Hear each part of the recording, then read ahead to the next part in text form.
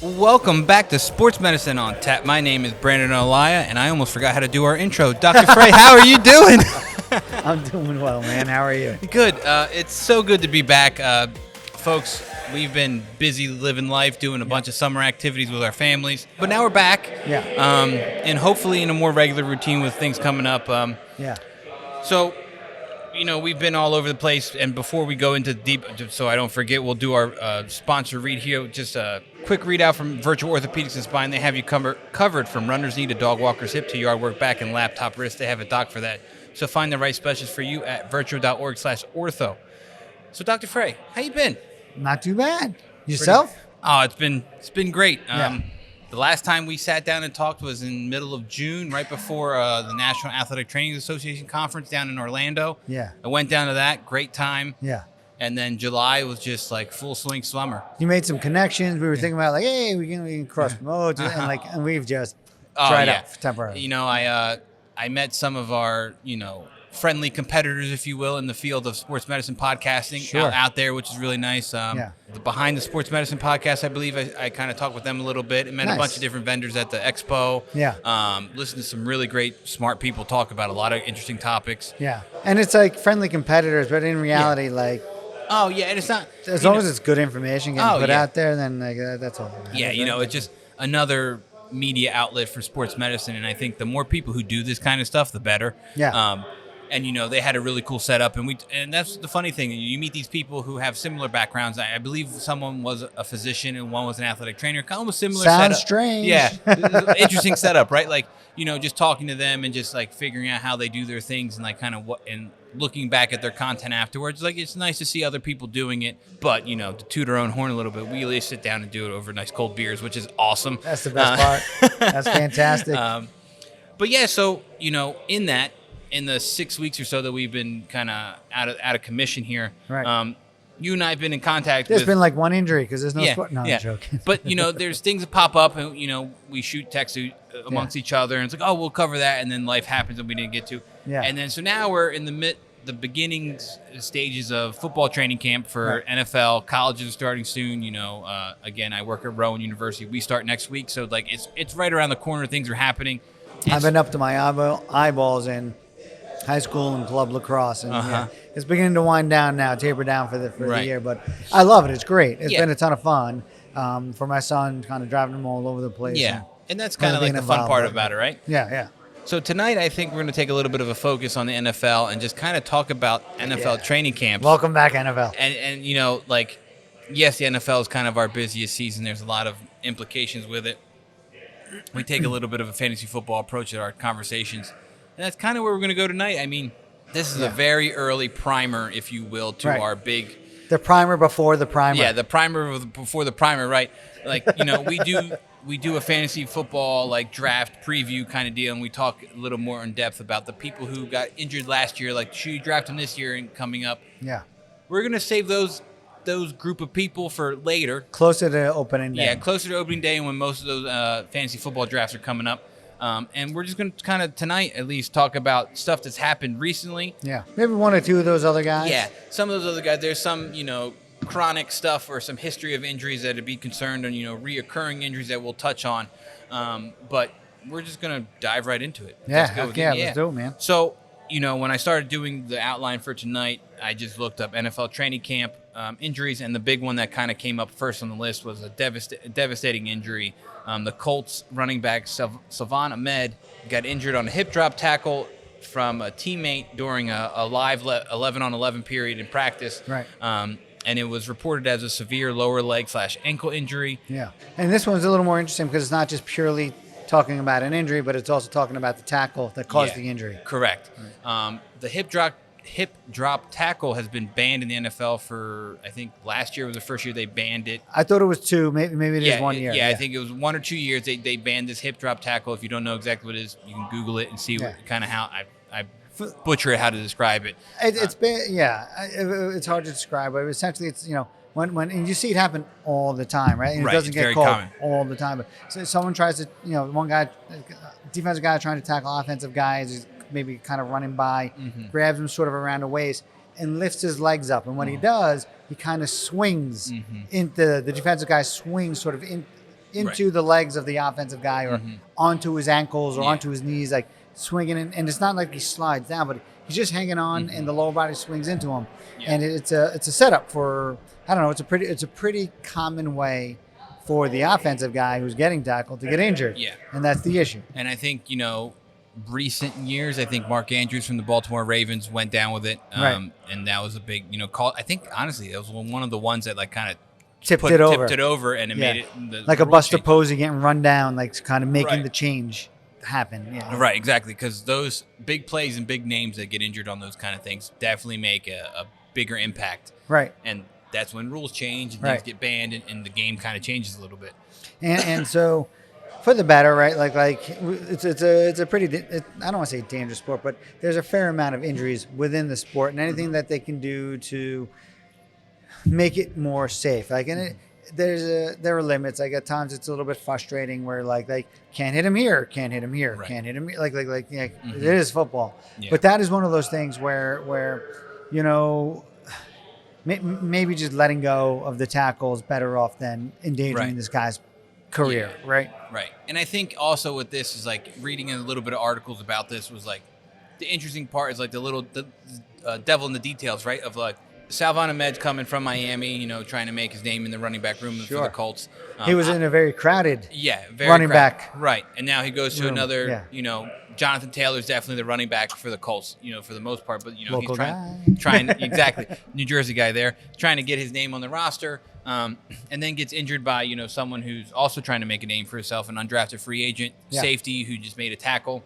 Yeah. And also with that, too, is that in one of their articles I was reading is that the head coach for the Colts is increasing their amount of live periods in the training camp because he's like, I think last year we did a little less live period, and that's again in the regards of making the game safer. A lot of teams have adjusted to less live periods. Right. The old days of two-a-days, all that stuff is gone. Right.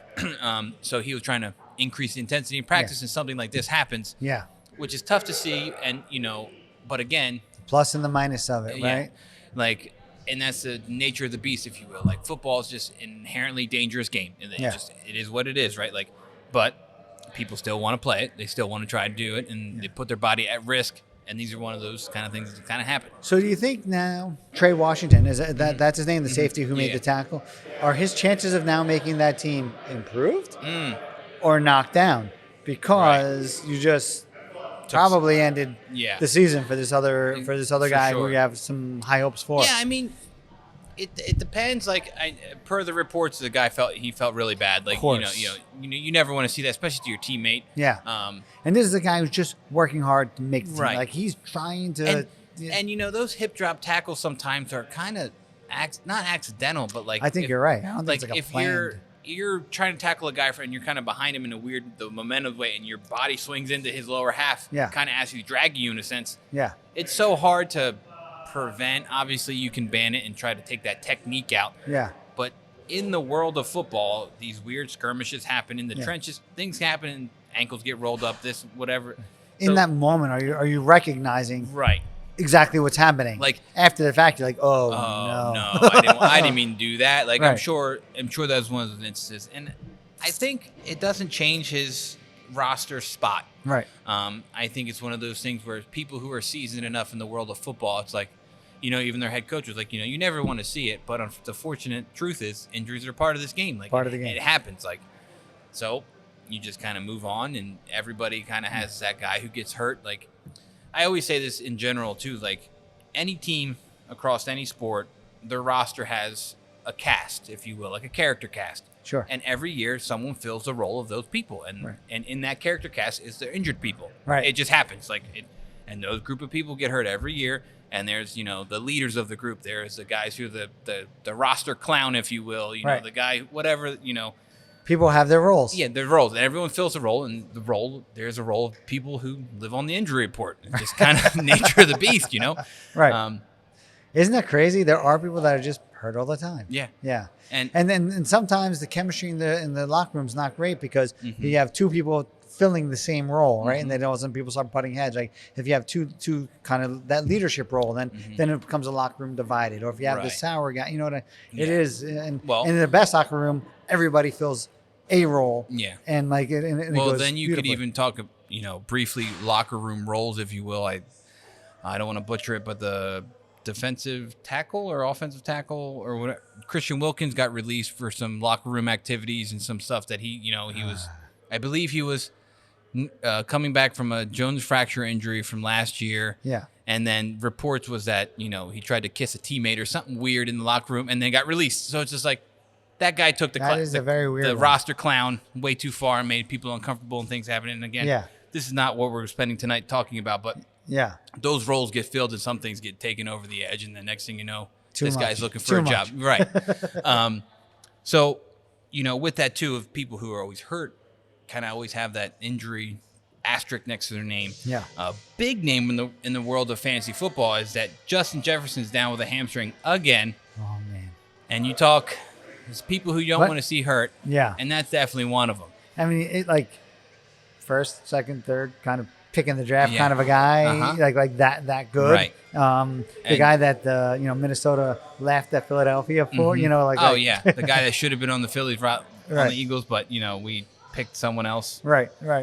But so hamstring again. This was last year too, right? Mm-hmm. I think he had a little bit issue 2 years ago. 2 years ago. It was 2 years in ago. 2023 of October, he missed 9 weeks with a hamstring injury. That's what it was 2 years ago. So history of it, it's always concerning, right? Because you see these guys. Do we know if it's the same leg? I didn't find out if it was or not, but if it was or if it wasn't, right? Regardless. Either way, both are still not a good look, right? Because worse if it's the same leg. Definitely worse if it's the same leg, right? Because if it's the other leg, it's a quote-unquote good leg. So now you have two bad kind of quasi-hammies, if you will. But with this one, it's just like, okay, they report it as a mild hamstring. It happened on the 25th of July. So we're about a week or two after.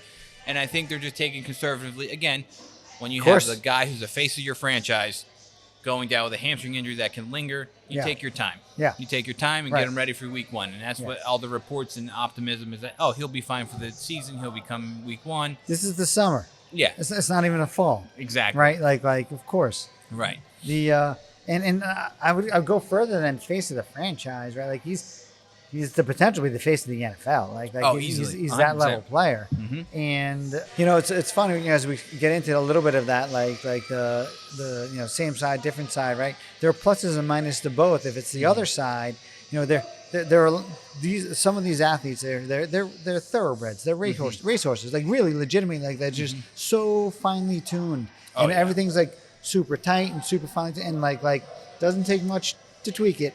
Just so you start to hate to see that, the one side. Now he's tweaking the other side. Now he's going to miss more time. And like, is this the pattern that's going to happen? But then if it's the same side, is this going to be the recurrent injury that it just keeps happening year in, year out? Like there are pluses and minuses to both sides. Yeah, if I'm not mistaken, I think Christian Watson from the Green Bay Packers is a chronic hamstring guy. He's one of those guys. He's one of those guys. And it's like always something, Speed always guys. something. Yeah. And then there's even reports that he did a lot of work with strength coaches and got all the measurements done and all this stuff. And that's the right answer. Doesn't always work. and it's still, I don't think it worked. I think he still ended up having a subsequent injury or whatever the case was. Right. But you never want to see it. And I think it's also interesting, again, a little bit of a primer to the big picture of the fantasy football draft type stuff. Justin Jefferson's the number one guy. Jordan Addison's arguably the number two guy, who also just got suspended for more than arguably. Yeah. I'd say pretty definitively. Yeah. He's a really good player as well. I don't know if he gets enough attention. Right. And I think it's also one, he's a good guy, good player, and two, he gets the benefit of having the best player on the other side. Right. But he's out now for the first 3 or 4 weeks because of a failed drug test or substance abuse or a performance-enhancing drug policy or whatever the case was. So J.J. McCarthy is not the first quarterback off the board. Right. So now J.J. McCarthy's weapons are definitely a little bit diminished. So we'll see how that kind of shakes out. But I think big upside for Jalen Naylor. Is there other third receiver who did pretty well? Time to light it up, buddy. Here's your chance. Right? Yeah. So we'll see what happens with that, and again, we'll talk more on this as we go through in a couple weeks when the fantasy football drafts. And hamstrings are so hard to discuss because the grade 1 ones, the lower level ones, it's a precaution. Just take them out, give them a little bit of time to heal. But the higher level ones, you're going to miss significant time on the season and may never be the same throughout the entire season. Right. So let's see how things begin to shake out over the next couple of weeks. And then to talk hamstrings more and to take a little local spin on it, Eagles wide receiver A.J. Brown has reported dealing with a hamstring injury. And again, similar discussion, similar tone of the conversation is like everyone's like not high alarm. It's early on. It's the summer. Yeah. Just get them through, monitor, load management, get them ready for the season. And again, we're not even touching preseason games yet, really. On the cusp. On the cusp. We're there. I think they had a Hall of Fame game. The Hall of Fame game, yeah, right. But as things progress, we'll see how they go. It's still the summer. Yeah. As long as he's playing by getting a couple snaps by preseason game number 3, or maybe even 1 or 2 snaps in 4. No one cares. Right. And again, with that too is just like panic meter for these guys probably pretty low right now. Yeah. It's interesting to see, and it's something we'll follow up on as we go on. Yeah. An interesting topic though to talk about, something that is a little different, is again a topic that I thought we were just going to never talk about because I thought it was going to be a quick. Didn't seem impactful enough. Najee Harris, the Los Angeles Chargers' newest running back. Former Steeler. Has been out of practice or has been on the injury report since a July 4th firework accident, which has been reported as a quote-unquote superficial eye injury. Oh, God. And from what I read this morning, it seems like he hasn't practiced yet. He's running laps as part of his rehab program right now. He's kind of increasing his workload, but still. Very interesting situation. There's 4th of July, a month ago. It's August 5th right now. So a whole month ago, right? And it wasn't. I don't believe it was a personal injury. He was, from the report I read, it was a group of people at an event, and there was a firework. There were some serious injuries, and there was a bunch of people who got injured at this event. Yeah. So it wasn't just something that was like him messing around, and I think it was literally just an accident with fireworks and a bunch of people in the crowd. And he was there. Wrong place, wrong time. Was it Jason Pierre-Paul? Is that who? Jason Pierre-Paul was the one I think who blew off a few fingers. Yeah, he took some fingers off with that, and that I think was him messing around with stuff in his actual hands. Yeah, and bad idea. Yeah, exactly. Yeah, it's absurd, but I'm an old guy now, right? I know how things feel to old guys, and I watch my son do different stuff, and he's still on the young side of the spectrum, right? He's a rising sophomore, freshman, going to be a sophomore this year. Hopefully going to play lacrosse at the next level. I guess time will tell. We'll see how it all shakes out. But this coming year is a very important year for him. So there's a bunch of little stupid things, and I'll watch and be like, "Are you crazy? Why would you do that? Why would you risk injury?" Or he's a 15-year-old kid, and he's like, what do you mean? Right. You would think some of these NFL guys are at that point where they're like, if I'm thinking about that for a 15-year-old kid, really handling fireworks. Now, I hate upon hearing that this injury for Najee Harris may have been he was in a crowd when something had gone wrong. You didn't necessarily do anything wrong, which is in the wrong place. I forgive that. You got to live life. What's going to happen?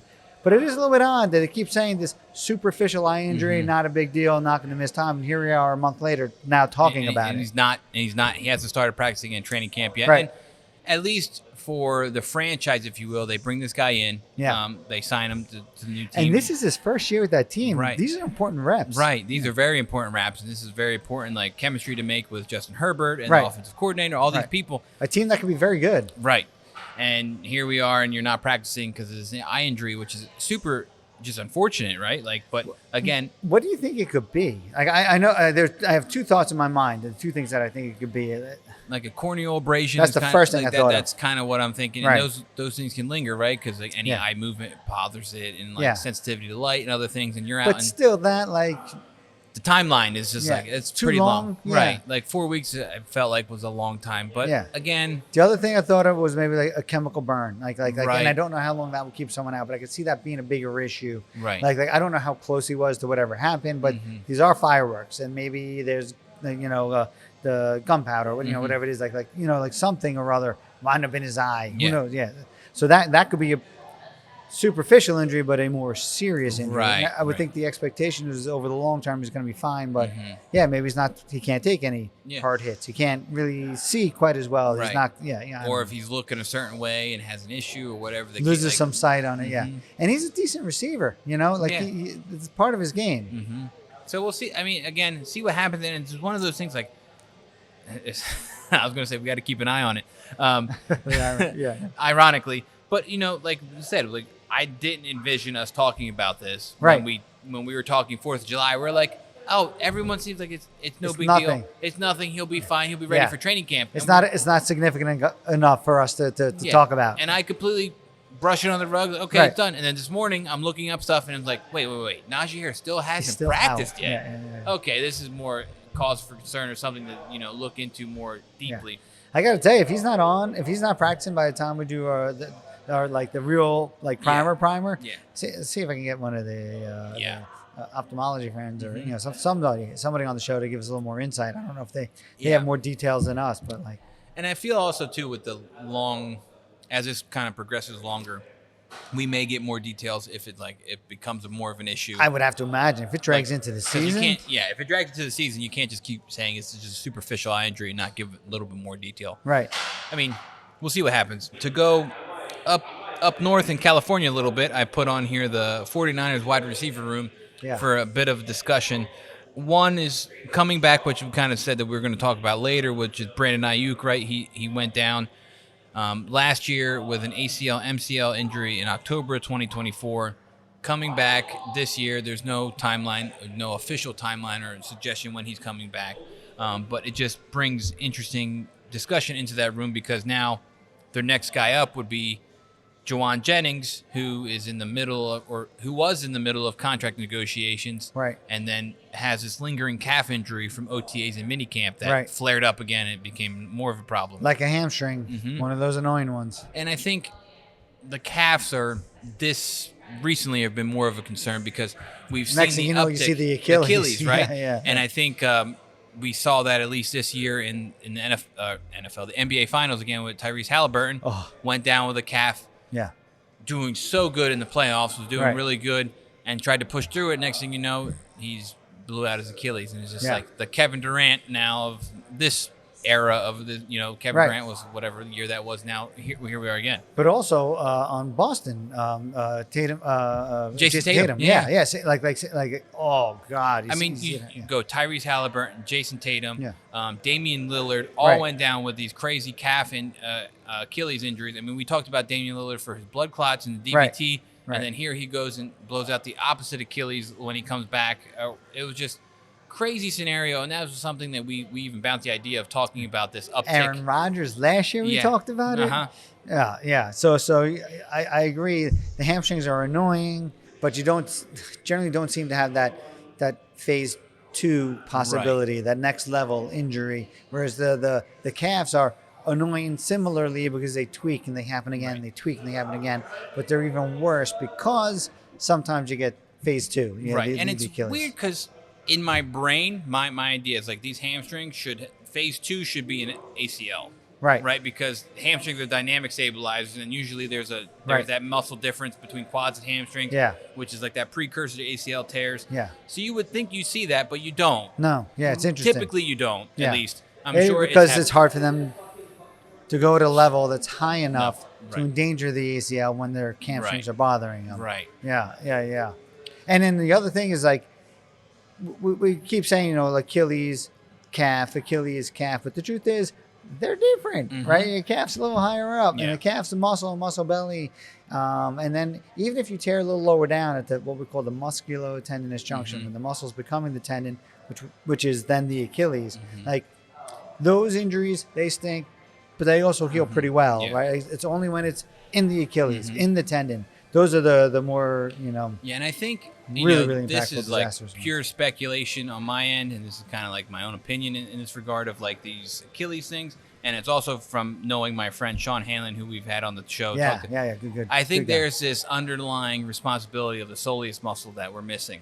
I think as a whole. That's a great point. Because if you look at it, right, you go a little half bit. The Achilles. It's half the Achilles, right? And there's a lot. And per the research, I'm pretty sure that Sean has done a lot of ultrasound on a lot of different Achilles, and there's a lot more fibers than we think going from that soleus into that Achilles. And the soleus' main function is the plantar flex when your knee's flexed, right? And that's kind of a normal position for when you're running. Because the gastroc crosses the knee joint and the soleus does not. Right. And so I think there's this element of soleus training that we're missing in the world of sports medicine. That's something that, again, pure speculation. I'm not doing research on this, but just from these discussions and these problems, right? Super valid point, man. Is this really, now again, it's hard to say, is someone in the NBA missing a calf injury as a calf injury versus soleus or whatever the case? These guys in the top leagues, I'm sure they're getting these images, and we've always talked about how they're trying to make the gold standard for hamstring strains getting MRIs, which in our world is not normal. Right. And it's like these pros are doing it, but I feel like that's not the real world. Right. And then same idea, right? We talked about Christian McCaffrey last year, who had the calf injury, lingering calf injury, that missed all this time with Achilles problem. Right. I don't know. I'm not saying anyone missed anything, but what's the integrity of his soleus look like? Who knows? So taking it to the lowest extreme, right? I was kind of laughed at myself where I've had those I borrowed my calves from a chicken down the street, but I remember working out pretty hard in high school and in college, and I would do a lot of seated calf raises. And in hindsight, maybe that's why my calves never grew. I was never working my gastroc. I was only working my soleus. Right. I never thought about it until just this moment. Right. And it's funny, those exercises, not many people do plantar flexion exercises with your knee flex. Right. It's usually straight. You're doing straight leg raises. You're doing single leg or whatever the case is. I never had an Achilles problem. Right. Because you had really strong soleus. I don't know. Right. Crushing it on the soleus. But it's just one of those things, and I think from knowing my good friend Sean and his research and the things I've heard him talk about over the years, this is I feel like there's a missing link somewhere in that soleus. And if there's anybody out there who's an expert in the world of the soleus and want to talk to us, message us, baby. Message us on Instagram, and we will have you on the show, and we can go deep dive into this. Yeah. And we'll Please be science-based. Don't be all intuition and whatnot. Don't be like me. I'm just speculating right now and just my own intuition on it. But if someone has some research to back it or whatnot, and I can even reach out to my buddy Sean and we can talk again. Yeah. But, again, just an interesting idea of kind of what's going on with that, in my own opinion. Yeah. So what does that do for Brandon Ayuk, right? Is there more of a demand for him to get back a little more quickly? ACL, MCL, not just straight ACL. We typically talk about 9-month return, right, for ACLs frequently. A couple of guys out there have sort of changed the pattern, changed the mold when they come back a little more quickly, but that's not the standard. But then you throw an MCL injury in, and I don't know how bad the MCL injury was, but now it's probably more than 9 months because he's not back yet. This is an October injury, right? So he's probably approaching 9 months right now, or somewhere close to it. And he's on the PUP list, so he's not physically unable. Is it 6 weeks? I forget the numbers on that. 6 weeks, 8 weeks that you're automatically out. I forget what that is. And I don't even know if that affects the summer, right? Is that only the true real games, or is it? Yeah, also? I'm not sure. I think my knee-jerk reaction is to say that it's just kind of like a training camp thing where you in theory, you can kind of hold more people on the roster if people put them on the PUP. Yeah. And most of them are people coming back from these surgeries and all the things that literally physically unable to perform or play, whatever it stands for. I'm predicting my gut would be about a year for him. He comes back sometime around October, so maybe the first month of the season. And then I think right now, per some reports I read, is Ricky Pearsall. Pearsall, he's the guy that got shot. He's the guy who got shot, Rookie, came back really good last year, and he's kind of the one leading the way right now in the wide receiver room in San Francisco. So he might be the guy to grab, right? Way early sleeper speculation, if you will. Exactly, someone to keep an eye on. Right. And then who knows what winds up happening with Jennings? But all of a sudden, maybe Jennings is playing his cards right, trying to force a deal or a trade. Yeah. So we'll kind of see what that happens, and then. We're still sticking in California. Our next topic here is the Los Angeles Rams quarterback, Matt Stafford. It's in the water out there, man. Yeah. Who's a young 37 years old who's missing a lot of time right now with what's reported as back soreness. Old man injury. Yeah, old man injury. And, there's articles that are kind of half and half. There's some with the panic meters really high. They're this is not really good because he's older. He's not doing too much. Yeah. He's doing all this offloaded load management type functional training, it sounds like. Right. From what the coaches have said, he's doing some offloaded running, which I assume is like Alter G, treadmill type stuff. Amazing stuff. A lot of functional training, which is great.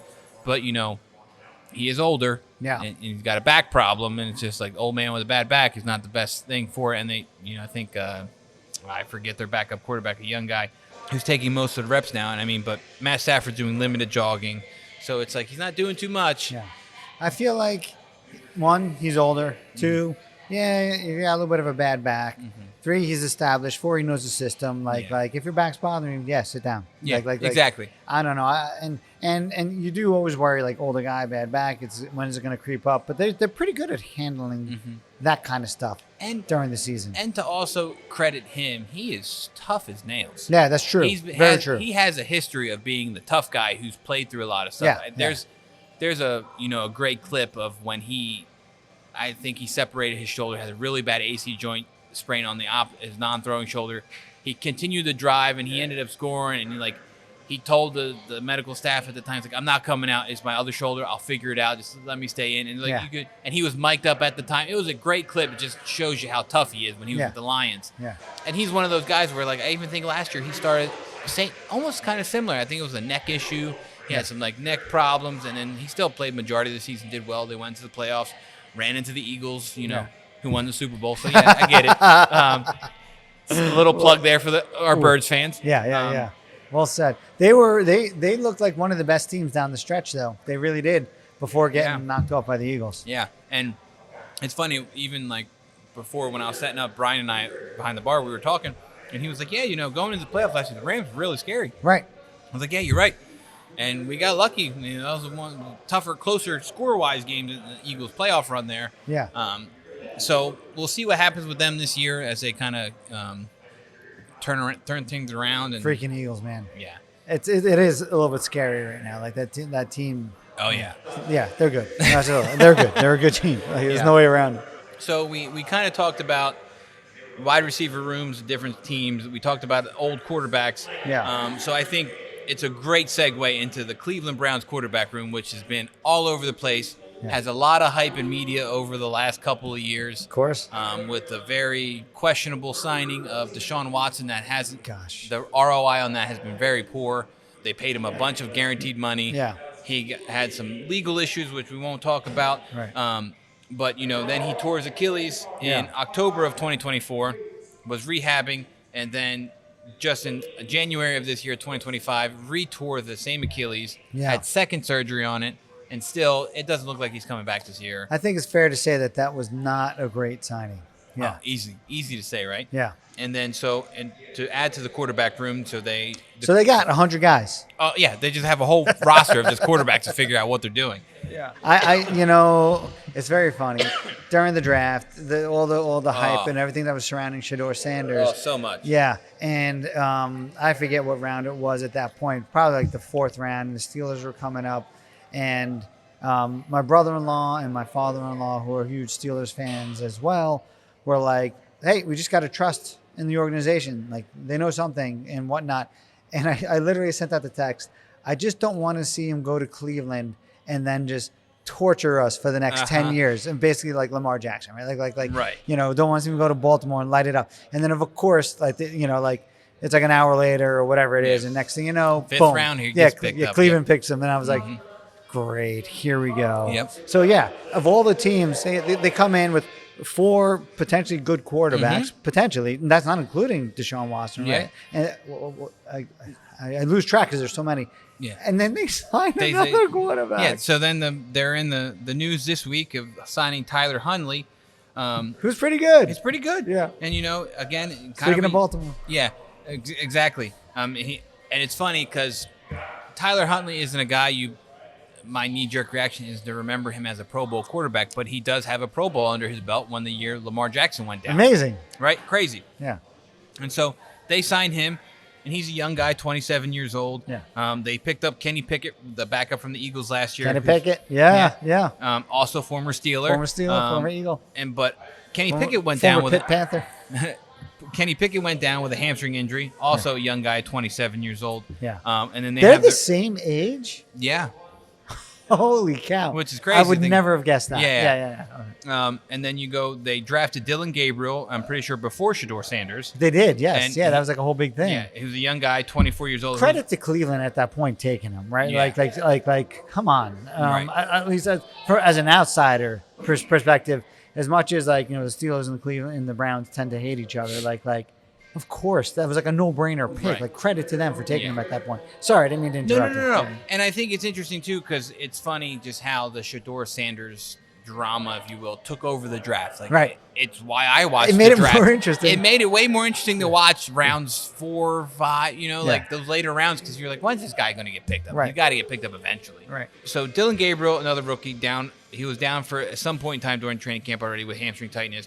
And then you have Shador Sanders, who also missed a little bit of time with some arm soreness, who was listed as like their first peak of their depth chart. He was like the number 4 guy. Okay. Right? And then he's making that team. The number 1 guy is a 40-year-old Joe Flacco who hasn't missed any time in training camp yet. Local guy again, right? Jersey water makes stronger bones. And better beer at Neck of the Woods Brewing Company. That's well done. But it's just one of those interesting situations where all these things are happening. They have 5 quarterbacks now in this quarterback room. Someone's not making the team. Someone's got to go somewhere. Two guys, you would think, right? Two guys aren't making it. And right before we start the show, it's reported that Shador Sanders is starting their first preseason game. Oh, is that right? Yeah, I just saw it not too long ago. So I'm not surprised. So now, of course, why would you start Flacco? Right. Like, of course, he would not start the first. Like, exactly. Yeah. So he makes the most sense. Dylan Gabriel is the other. What's going on with him? I think he's back at practice now, but when they signed Huntley in the article, it was just saying that Dylan Gabriel missed some time with his hamstring tightness. Right. And again, you don't want to burn the young guy out and blow his hamstring out early and then ruin his chances of making the roster too. Sure. If they're smart, if he can, really honestly, they play Sanders and Gabriel, right? Like that's what they do. Maybe Huntley gets a little bit of time. Mm-hmm. If Pickett's available, if he's not too hurt, maybe he gets a little bit of time. But really, if they're smart, that's what they do, Sanders and Gabriel. Yeah, I think – so then I guess I'll throw the question to you. Who do you think starts week 1 for the Cleveland Browns this year? That's a good question. What was Pickett's injury again? What's going on with him? He had a little hamstring. It's not, as much as I actually like Kenny Pickett, but I don't think he's going to be the guy. If I have to win down, it's going to be Joe Flacco. I think so. And I think I don't think he starts week 17 or 18, but I think he starts week 1. I think Joe Flacco is at the point in his career where he can give you a couple good games and kind of start a spike a little bit like he did last year, but like I don't know if he's got a whole season left in him. Right. That's exactly right. He's the guy that could mentor the young guys in a great way, right? Mm-hmm. Like a consummate professional, really good guy. Super Bowl champion. He got the pedigree. Yeah, for sure. And takes it seriously. You're not still playing at 40 years old if you didn't take it seriously. Right. And from what I've heard, the reports are whatever it was 2 years ago, 3 years ago, like he kind of like hunkered down and approaches each season like this is probably the last. And like does the offseason right, does everything right. And so if you can translate that to some of the younger guys out there, you're really, really benefiting that organization. Yeah. So there's that. And the fact that the other guys that are supposed to be competing with them, they're all kind of banged up. Yeah. I would be shocked if it's Sanders or Gabriel week 1 because they're the 2 rookies, right? Yeah, right. And then Pickett's good, but not great, battling injury. And now I've forgotten. Obviously, it's not going to be Deshaun Watson. And then Tyler Huntley is. It could be him. Like in all honesty, if he comes in, he plays well, he learns the system. I would almost go like 60% Flacco, 40% Tyler Huntley being the guy. Yeah. No, I think I would kind of agree with you there too. But again, it's just one of those interesting conversations of like, what's going on over there? There's so many people now. Again, they were a team that was on the rise. Right? They were a team that was going in the right direction. Yeah. And then the last year was not great, and now this year it doesn't look good. And you start to wonder, like, do they have direction? Do they have an overall plan? As much as I hate what happened with the Steelers this year with Aaron Rodgers and blah, blah, blah, and like, at least it seemed like they had a plan. They stuck to it. Whether it's going to work or not is a whole different story. Yeah. But they took a lot of criticism. They took a lot of grief. But they had their plan and they stuck to it. Yeah. And they'll sink or swim with that plan. Right now, it doesn't look like Cleveland has that at all. Like it's all just throwing stuff at the wall and seeing what sticks. Yeah, and I think that's kind of their story. The knock on them. Yeah, it's always been something like, you can go online and find that picture of whoever that guy is who has like the jersey of other quarterbacks, and just it's like a piece of tape. It's insane. Every new name, like they haven't had a franchise quarterback ever. Right. Well, I guess they tried that with Deshaun Watson, but that was the wrong guy to try that with. Right. And it was just a tough time, bad timing, and then you get bad timing on top of injuries, and it's just like, oh man. It's just like we're paying, I don't know what it is, like $200 million for this guy who hasn't played much at all. Yeah, it's an albatross. Yeah. It's bad news. It's bad news. And I don't know enough about Dylan Gabriel, so I don't want to comment on him. Right. But I don't watch enough college football to really comment on any of the rookies that are coming out. Agreed. But the reports on Shedeur Sanders that if like the talent's there, if he can take it seriously enough, right? Like so maybe that was the flyer that they took, and maybe that's the right move, and maybe he becomes the guy. Yeah, you never know, and I think it's also just it's an unfortunate thing that's not his fault at all, but he's Deion Sanders' son. Right. That shadow is casted very well, and it's a thing you have to kind of live through, and I think that. But Peyton Manning had Archie Manning as his dad, right? Right. So you can have well-known and he's right. Deion's prime time. Yeah. He's the one who started a whole different approach to sports, the arrogant, the showy, and all this other stuff, and it was a very polarizing figure because of that, right? There were people who loved him for it, and he was such an incredible and spectacular athlete that the people loved him for it and they accepted it, and there were those who hated on him incredibly. Like you're ruining the game, or you're ruining the integrity of the game. So a super polarizing figure. So he's coming out of that household, and so you don't know what you're getting. Are you getting this dedicated athlete who's really dedicated to the game, or are you getting this showy talker who maybe isn't that dedicated to the mission? Right. Yeah, whereas if you would argue it, like his dad. Talk the talk, but walk the walk. But he walked the walk, yeah. Shedeur Sanders is talking the talk and trying to walk the walk. Can he walk the walk? Can he walk the walk? Exactly. Yeah. But I think I wish we had more Deion Sanders in the world today. In the world, I would love to see two-sport athletes nowadays. Yeah. Amazing. I would love to see a guy hit a home run in the World Series and go play some football afterwards, or whatever the case. That kind of stuff that Deion did in his prime was amazing. Next level.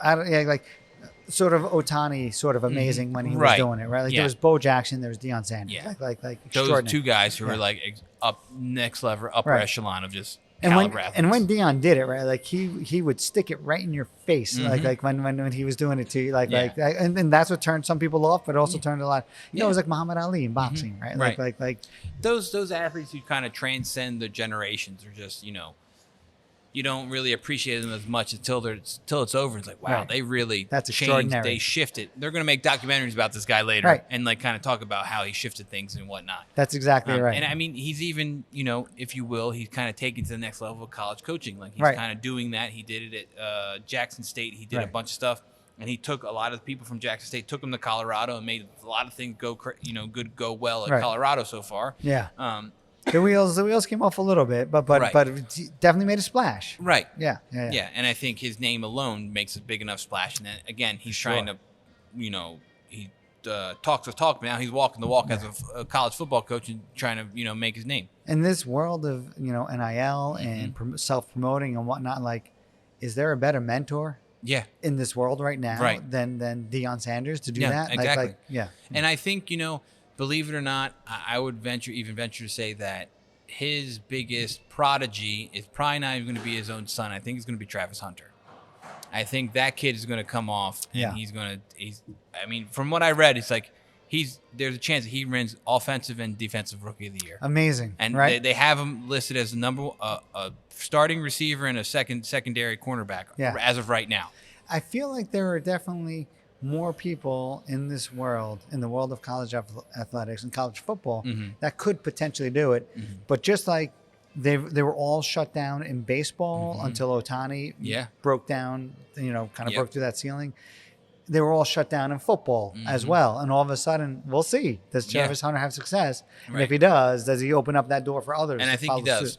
I think if, like I said, I think the big if, right? If he can do this two-way player model in the NFL, that changes a lot of things, just like Ohtani did. But does he get injured by the end of the season? Right? Like, is he worn down? Is it too much? Is it not sustainable? Too much? Right, exactly. We'll see. That's something that we will definitely keep an eye on, and it's curious because again, this is something fantasy football related in a little bit too. Like, of course, is he going to be the number one guy for Jacksonville? But then you're going to worry about him making a bad tackle or doing something crazy and pulling this or doing that when he's playing defense, and now that's going to hurt your fantasy stock. Or, do you get points for both sides of the board? How does that work? Yeah, how does that work now too? So that's something for fantasy football league commissioners that you got to figure out. If you're going to have defensive stats as it could be beyond the order of the commissioner. It may simply be like, does your platform allow for that? And I mean, in theory, most platforms do allow for defensive stats. You can have defensive players on your roster, and there is right. Yeah, but is it automatically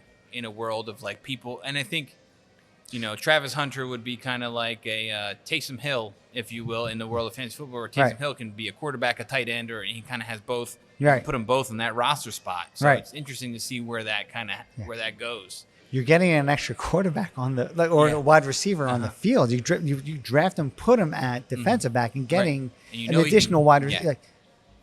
Because I mean, old this joke, gold, if you baby. will, This is gold. is that cornerbacks or just wide receivers who can't catch kind of deal. Like they can run the routes and do everything, they can't catch the ball that well. Catch it. Right. Well, this guy, with me, arguably, he can catch the ball, and he could be that guy to transcend the game a little bit.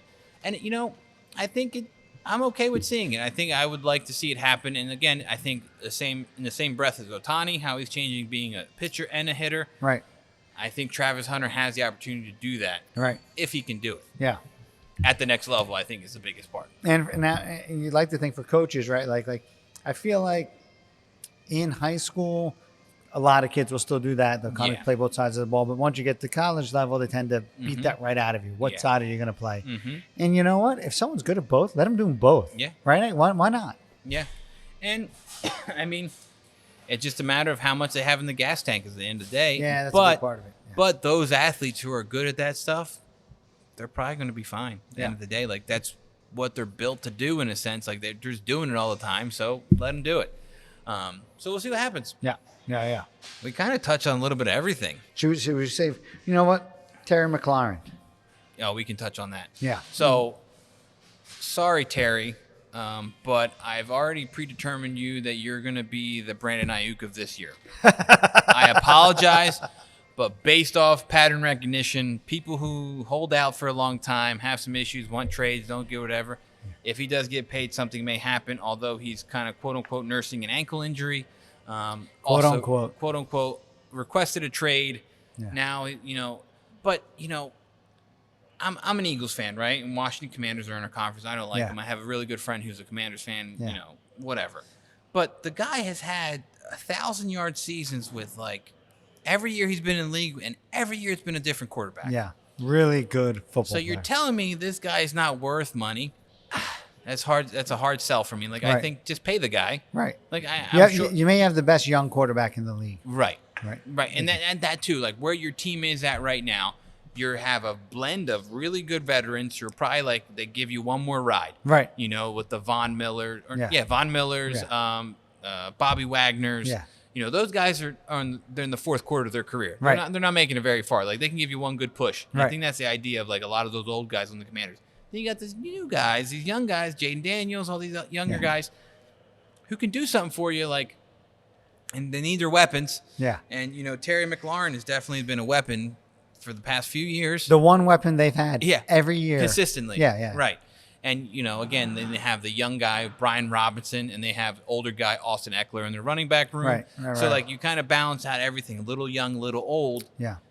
You kind of want it to mesh together to make this good team, which I think they have an opportunity to be a pretty good team this year again. Right. They do, scarily. They do. Like, everyone's talking, not everyone's talking, but I think the Rams were really, really like coming in, taking shape at the end of last season. But even more than that, with the Commanders. Oh, right? Yeah. You don't make the NFC Championship game if you're a bad team. Right. It is what it is. You like, just don't, they did. So what happens with that, I'm not sure. Again, I think this is a discussion that we have again in a couple weeks of what the status of Terry McLaurin is, if he's traded, if he's paid, what happens to him. And then I think just, across the board, there's all these holdouts, however you want to phrase it, of these guys who are waiting to get paid, rightfully so. Yeah. But I think that waiting just puts you at a little bit of a disadvantage and a higher risk of injury. Yeah. I mean, again, Brandon Ayuk is, I say you're the Brandon Ayuk of this year, but it's just how it works, right? Seeing it happen. How it happens, right? And again, Brandon Ayuk's injury was, I think it was kind of like a weird contact, ACL, MCL, like weird tackle. Again, nothing he could have trained out, but it's just kind of how it happens. These guys hold out. They want this extra money.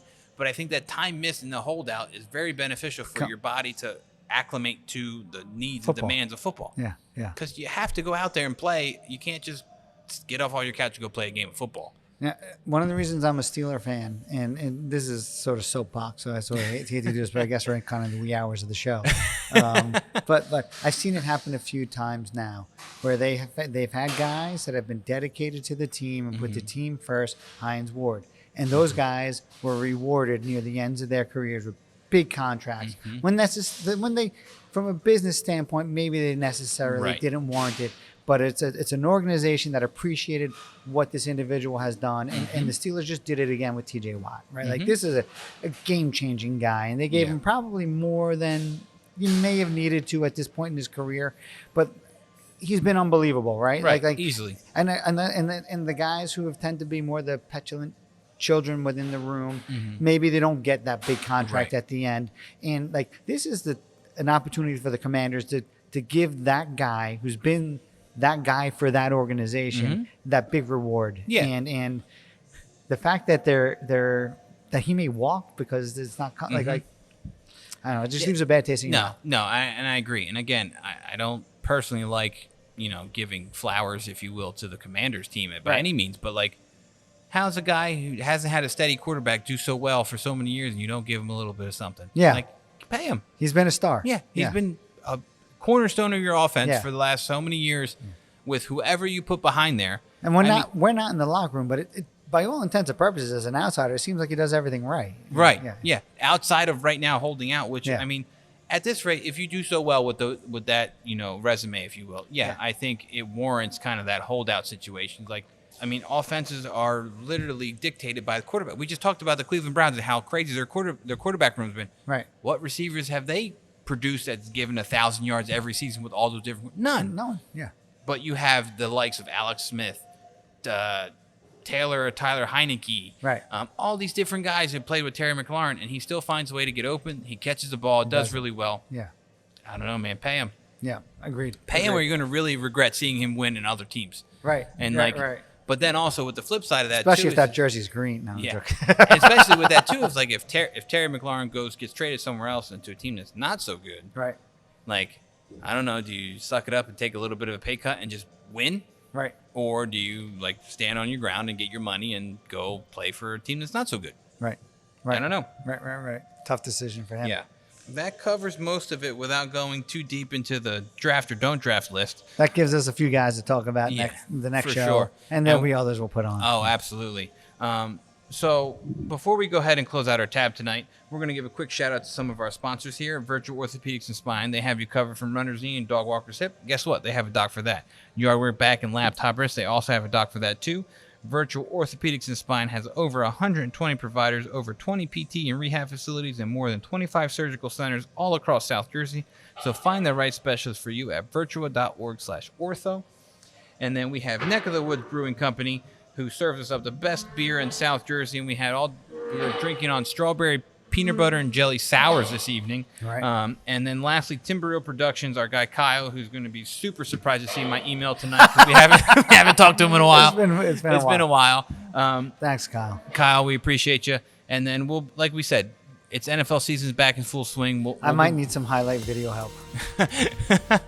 We'll be back in our kind of more normal schedule here, and we'll get back to you folks as we can. And so we appreciate you. Thank you for our patience in our absence, and we'll see you next time.